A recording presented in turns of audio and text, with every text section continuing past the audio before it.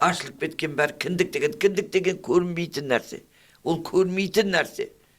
Ек қабат қарын деген мынандай қасында шешесі келе жатыр, бір жағында әкесі келе жатыр, сонда әкесінің алдында келе жатыр. Көрдің бе, мен міне байыммен жатып едім, ішім бетіп шығып кетті, бөпем бар. Ұят-ай, біз ұяттан безіп кеттік. Нөл болып кеттік ұяттан. Бұрынғы әйелдер жасырып жүрген дейсіз ғой. Жоқ қазір. Айдейтін әже жоқ. Әжелеріміз латинамен жүрсе. Жасы келген әйел де өзінің жасына сәйкес киіну керек дейсіз. Үйінде қыздарына үлгі болу керек. Сол кезде тұрып, ей қыз, мынау үстіңдегі не кимей мынау? Ата бабамыз киген бе мына киімді деп айта алады. Өз анандай болып жүрсе, омырауы ашық тұрса, мынандай ләмкі киіп алады. Анау салбырап түсіп кеткен, мені қасшеші мына жерде салбырап тұрған не бар? Тек бар, басқа не бар ол жерде? Көрсететін не бар, ол сендер емессіңдер. Сол жерде біз тиылмай қалдық. Бәстікке сияқты анағаты былай киінсе, мен былай киінемді. Мен десе чесіп көшеге шығып кетсін.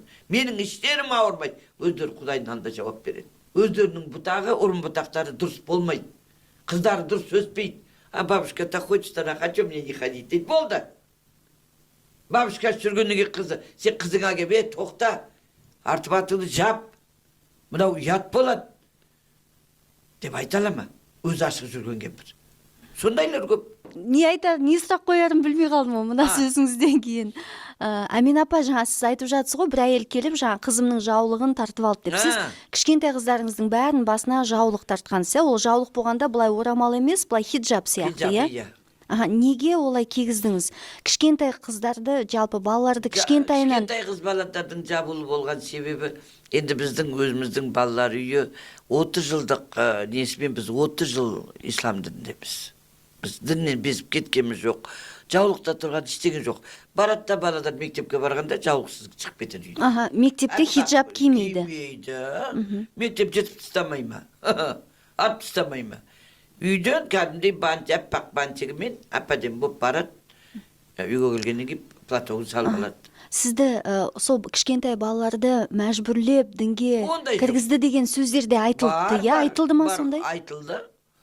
Не деп айтам, алайшы? Айтыңызшы. Енді демейді, менің артым шөп жемейді деймін, болды. Жынды мен жынды болып, ол иманы жоқ, бір ерігіп үйінде отырған, иә. Одан да ана байың жағасына қара. Байыңа дұрыстап тамақ бер. Ана үйіңді сыпыр, жина, жақсы әйелден байлар кетпейді. Келеді маған, не бір еркектер келеді. Қажапай, уже жить не хочу дейді. Не болды, жить не хочу деп айтатындай, не болып кетті? Десем, отырады, мына сотка деген пәле болды. Баладарға обал болды, мына қатындарға пәле болды. Мына иманы жоқ қатындар отырып, анау 70-тен асып 30 жылдан көп бала баққан қатын менімен алысады. Өле қалмайсың одан да. Мен жүрмін ғой, біреумен шаруам жоқ, өз тіршілігімді білем. Көпсін айта ма сізге сондай? Айтады. Не деп айтады? Кішкентай қыздар... Ақшаны қайдан алып жатыр дейді. Мешітті қаяқшасына салды дейді. Басы істемейтін шешектер-ай. Мешіт салсам мен Ұйғырстанға барып, анау үрімшіге апарып салғам жоқ қой. Қазақстанға салдырдым ғой, соны шырылдап жемей ішпей отырып. Мәз болмай ма? Мен жыладым осы жолы құрбан ораза айтта. Ораза айттың жұмасында, ана айт күні сіз көрсеңіз ғой. Мен сол жерде бір төгіп қойған көгім бар еді, пысқатым ғой. Көгім төгіп қойған малдан шыққан көгімді. Ана гүлдердің астына салам деп. Соның үстіне шығып кетті халық.